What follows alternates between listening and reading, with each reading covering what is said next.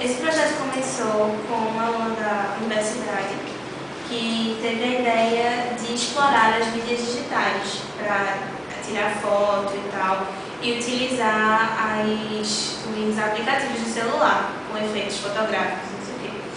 E a partir daí ela fez a sua monografia, mas só que foi liberado para a universidade e a gente continuar desenvolvendo esse projeto, que funciona através de temáticas e tal.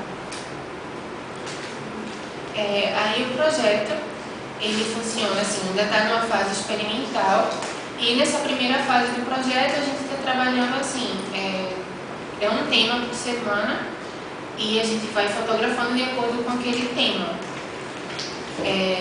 Como se fosse tipo os temas do NetGeo, que eles falam, tipo ferrugem, é o tema daquela semana, você tem que tirar foto de ferrugem.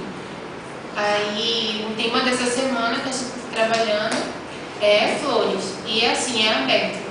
Não só o pessoal, não só a gente, mas também qualquer outra pessoa que siga o Instagram ou da própria universidade pode tirar, fotografar de acordo com aquele tema e coloca lá a hashtag do Fotolab, do projeto Instagram do Fotolab.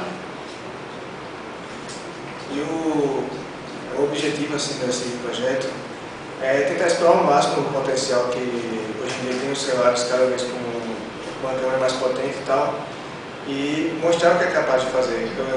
Poucas pessoas abordam o tema, poucas pessoas trabalham em cima disso, então houve essa necessidade de mostrar, divulgar, trabalhar massivamente em cima disso para que as pessoas pudessem ver que é possível fazer outros trabalhos, fazer uma coisa diferente, usando um aparelho simples ou uma coisa que é do nosso cotidiano. A gente não usa somente o aplicativo do Instagram para publicar nossas fotos.